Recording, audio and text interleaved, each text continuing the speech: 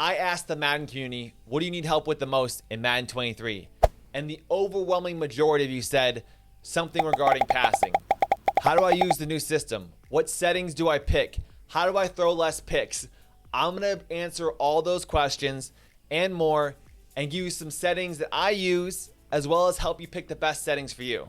The first option is obviously classic. We all know how it looks and feels. You can lead the receiver using movement controls while holding the receiver icon for a bullet pass, releasing after a short hold for a touch pass, or tapping the button for a lob pass. The second option that's brand new to Madden 23 is skill-based passing, placement plus power. This adds visual feedback to allow for a more finite control over pass power and more control over ball placement. Basically, what this does is gives you the sight to see where you're moving the stick and where to put the ball. The third option is skill-based passing, placement plus accuracy. It's very similar to placement plus power. The big difference is it has a timing component for guaranteed accuracy on bullet passes. It looks very similar to the meter that you would see in like an NBA 2K game. I'm not going to cover classic passing. Everyone knows how that works. Let's go right to the skill-based passing, placement plus power. So the baseline, if you don't do anything else, you pass like you always would, you're going to see visual feedback for how your pass is going. So the gray circle is going to be your receiver's catch radius, and the orange circle is going to be where the ball is going to end up. So I'll pass like I always do in Madden, right? Push over the right thumbstick, gray circle, orange circle, catch, we're good. But you're getting feedback as to how that pass is coming in and what's the probability of your receiver getting to the ball, what's your receiver's catch radius, and where the ball's actually gonna go. That's important if you click on and wanna make a play on the ball.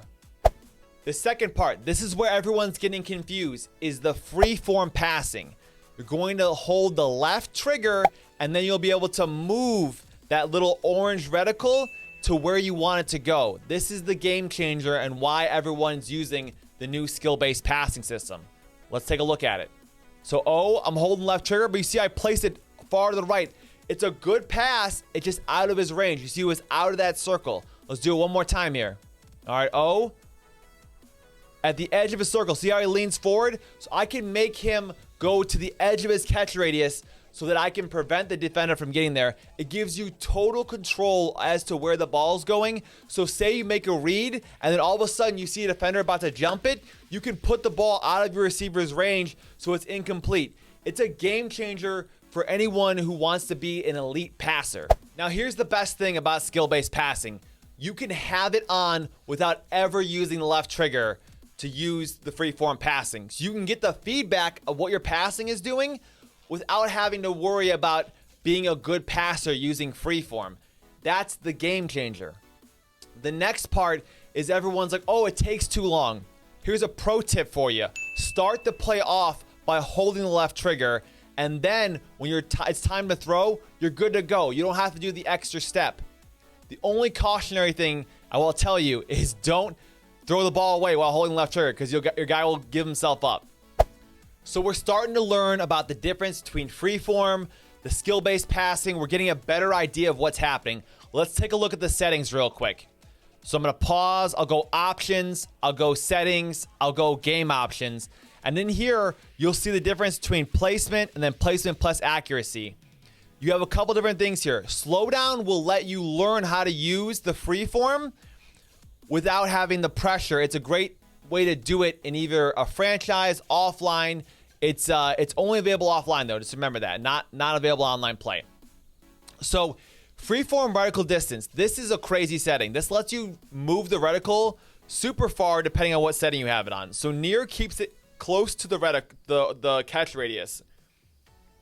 Far lets you go wherever you want, pretty much. And then max distance lets you throw it all kinds of crazy directions.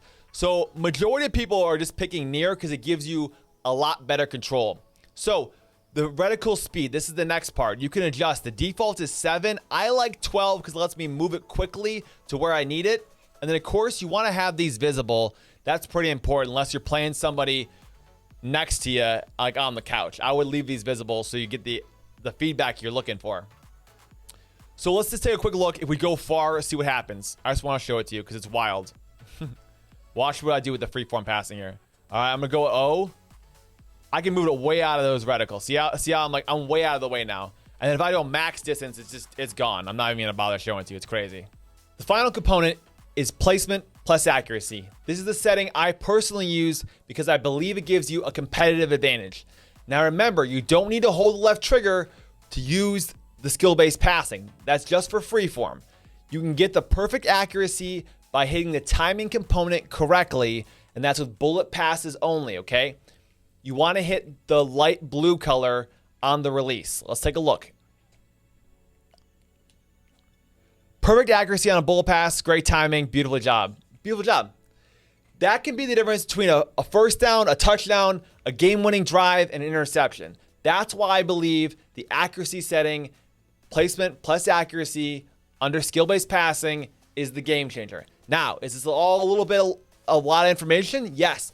Go to practice mode, mess around with it, get a feel for it. I always say that when you have a new component into a game, you want to mess around with it and really lab it out. If you're not willing to go into practice mode, you're not going to get better with this setting. If you found this information helpful, please subscribe.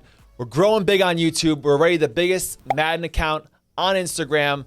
We're going to stream here on YouTube as well. We also stream on Facebook now. But I'll see you guys in the next video. If you have any questions, hit me up in the DMs. Shoot me a question. I'm happy to help any Madden concepts you guys want to know about. Thanks again for watching. We'll see you at the next video.